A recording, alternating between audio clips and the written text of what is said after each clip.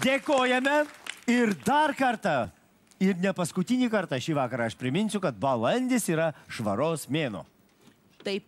Ir dar kartą aš primenu, kad tai nebūtinai su skudurėliu nuvalyti nuo knygų lentynos dulkes reikia. O tai yra kūno ir sielos harmonija. Tarp kitko, gerbiama tetulė, plačiai atmerkdamas savo trečiąją akį, nežiūrėk taip tiesiai į ją. Aš matau, tetulė, kad jūs visgi turit kažkokių problemėlių. Taip, broli, aš manau, kad tetulė taip pat jų turi. Todėl dabar puikiajame šou svečiuojasi jogos namų Ananda mokytoja Reda Lukauskienė.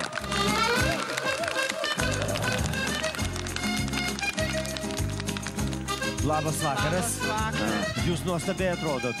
Prašau. Labas vakaras, labas vakaras. Prašom atsistoti. Kai kurie sako, kad joga yra tam tikra mankštos rūšis, kiti sako, kad tai yra religija. Ar tai tiesa? Vieniems tokia tiesa, kitiems tokia tiesa. Mano tiesa yra tokia, kad tai nėra nei fiziniai pratimai, tik tai, nei tai yra religija. O kas tai yra joga? Joga tai yra toks, sakykime, kiek aš šiai dienai suprantu, tai yra toks metodas, kuris leidžia mums tobulinti save. Tai yra metodas, taip? Tai yra gyvenimo būdas toksai tam tikras.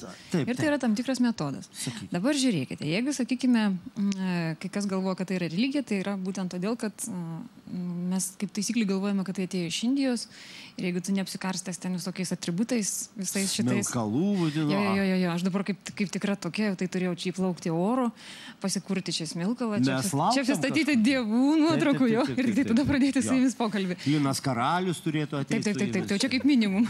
Taip. Va, bet mes, sakykime, manome, kad tai, kas Linas Karalius ten su ta joga, tai irgi ne visai tai. Dabar žiūrėkit, mes darome tam tikrą tokią klaidą, galvodami, kad joga yra tik tai indiška ir kad tai būtinai turi būti tik tai taip, jo?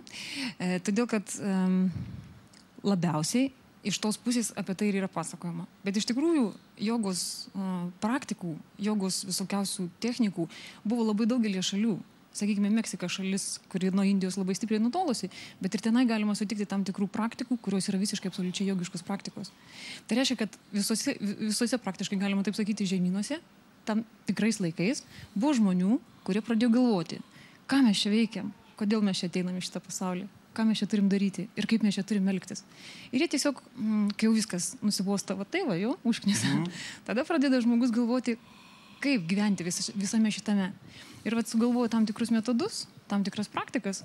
Ir tie žmonės, sakykime, jeigu žiūrėti į tuos rašytinius šaltinius, kurie yra šiais laikais vadinami klasika, jo, taip yra vadinama kai kada, tai tuose šaltiniuose tarsi yra praktikos, bet nėra metodikos. Tai tie žmonės, kurie sugalvojo tas praktikas, jie įtarė, kad visais laikais atsiras tokių gudrių kaip jie, kurie tas praktikas pritaikys tai vietai, tai žmonių kartai, sakykime, tiems poreikiams, kurie reikalingi šiandien. Ir sakykime, kai mes aklai atsiverčiam kažkokią knygą ir galvojam, kad jau dabar mes praktikuojame jogą ir tai yra, va, tai, kas toj knygai parašyta yra joga, tai gali visiškai mums netikti šiai dienai, mūsų poreikiams. O sakykite, tai jūs vat, propaguojat jogą, tai jau jūs pasaulis galutinai užknysęs yra, jo? Jau tai taip. Aha, tą ir norėjau sužinoti. Jau tai taip. Reiškia, link jogos einam visi. Aš noriu paklausti, kiek laiko, pavyzdžiui, aišku, aš dar net gydytojai nesakau, bet man galvoj toks įdomus dalykas, jau kuris laikas, nu, tai atrodo, burzgia traktoriukas, dirba motoriukas, nu, visą laiką kaip traktorius dirbtų. O jogos pagalba aš, pavyzdžiui, galiu paimti tą traktorių iš galvos. Galite. Čia kaip reikia kalbėti labai rimtai. Ne, nu kaip traktorius dirba, taip ir rimtai, nuoširdžiai. Galit rimtai arba galit pasakyti kaip. Ne, ar iš galvos padirbimas. Aš jums pasakysiu nuoširdžiai. Galva ir nebedirba traktoriukas galvoje. Nieko panašaus. Galvą galima pasilikti, bet reikės labai daug prakaituoti. Ir labai atsiprašau už tokį puikų lietuvišką žodį, labai išsamų, bezdėti. Šitą jogos praktika. Tikrai? Taip, jogos praktika prasideda nuo to.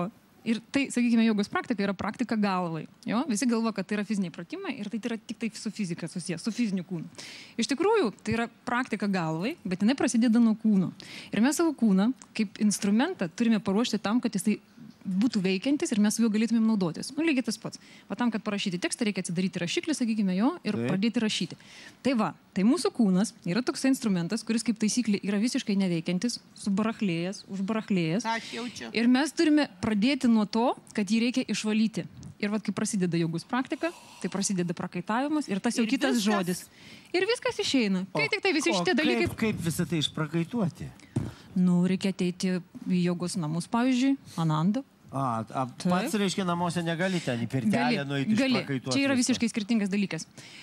Todėl, kad, sakykime, kai tu prakaituoji pirtelėje, tai tu tiesiog prakaituoji pirtelėje. O kai tu darai tai, ką mes, sakykime, darome jogos praktikos metu, ar ne, tai mes savo kūną paverčiame, kaip pasakyti, nu, vat viskas, ką mes turime ant savo kūno, jo, kas yra lyšno, sakykime, nereikalingų.